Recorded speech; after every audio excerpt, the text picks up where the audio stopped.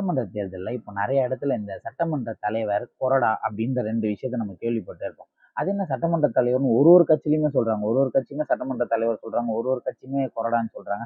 இது இந்த 2 பொறுப்பும் என்ன வகிக்குது? என்ன பொறுப்பு அப்படின்னு பார்த்தோம்னா, சட்டமன்ற தலைவர்ன்றது ஒரு கட்சியில ஜெயிச்சு போயிருப்பாங்கல்ல. அந்த ஜெயிச்சு போன ஒவ்வொரு எம்எல்ஏக்களையும் இப்போ ஒரு 5 எம்எல்ஏ, 10 எம்எல்ஏ, 20 எம்எல்ஏ, 108 எம்எல்ஏ இப்போ தாவேக்கால 108 எம்எல்ஏ வச்சிருக்காங்க.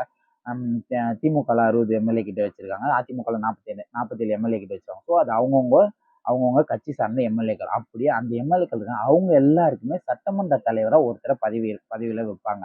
அதே மாதிரி ஒருத்தர கொறடான்னு சொல்லி அவரும் ஒரு பதவியில வைப்பாங்க. அதாவது என்னன்னா, சட்டமன்ற தலைவர்ன்றது அவர் தான் ஸ்பீக்கர். அந்த கட்சியோட ஸ்பீக்கர் அவர் தான். அந்த கட்சி சார்பில் அங்க சட்டமன்றத்துல அவர் தான் எதிரொலிப்பாரு. எந்த கேள்வி கேட்டாலும் அவர் தான் பதில் சொல்லுவாரு. அவர் தான் எல்லாத்தையுமே பேசுவாரு.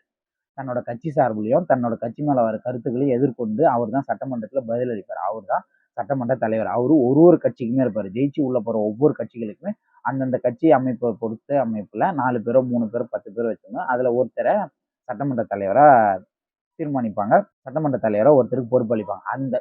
அதுக்கப்புறம் இன்னொரு போஸ்ட் என்னன்னா கொறடா அப்படின்ற போஸ்ட். இந்த போஸ்ட் என்னன்னா சட்டமன்றத்தில் ஜெயிச்சிருக்காங்களா அவங்க கட்சியை சார்ந்த ஒரு 10 எம்எல்ஏ, 20 எம்எல்ஏ, 108 எம்எல்ஏ, 60 எம்எல்ஏ அந்த மாதிரி இருக்கும்போது இந்த கொறடாவை மீறி அவங்க எந்த பதிவும் அங்க சட்டமன்றத்துல பதியக்கூடாது. எந்த பேச்சும் அவங்க பேசக்கூடாது. இவர் சொல்றது, இவர் என்ன சொல்ல வர்றாரு, இவர் யாரை பேச சொல்றாரோ அவங்க தான் பேசணும் அப்படின்ற அடிப்படையில தான் அது இருக்கு. அதே மாதிரி இவரை மீறி யாரும் எதுவும் பண்ணக்கூடாது. அதுக்கப்புறம் எதுவும் பண்ணக்கூடாது. இவரோட வேலை என்னன்னா, சட்டமன்றத்துக்கு எல்லாம் கரெக்டா வராங்களா, எல்லாம் கரெக்டா போறாங்களா, எல்லாம் அட்டன் பண்றாங்களா, எல்லாம் அவங்கவுங்க வேலையை அவங்கவுங்க கரெக்டா செய்யறாங்களா அப்படின்னு பாக்குறது தான் இவரோட வேலை. அதே மீறி இவரை மீறி யாரும் அங்க வந்து பேசக்கூடாது. இவரை மீறி யாரும் எந்த செயல்படம் பண்ணணும். இப்போ சட்டமன்றத்துல இன்னைக்கு வாக்கெடுப்பு எடுத்தாங்கல்ல, அந்த மாதிரி வாக்கெடுப்பு எடுக்கும்போது இவர் யாருக்கு சொல்றாரோ, இவர் எந்த பக்கம் தலை சாய்க்கிறாரோ, இவர் என்ன சொல்றாரோ அதை கேட்டுதான் அவங்க ஓட் பண்ணணும்.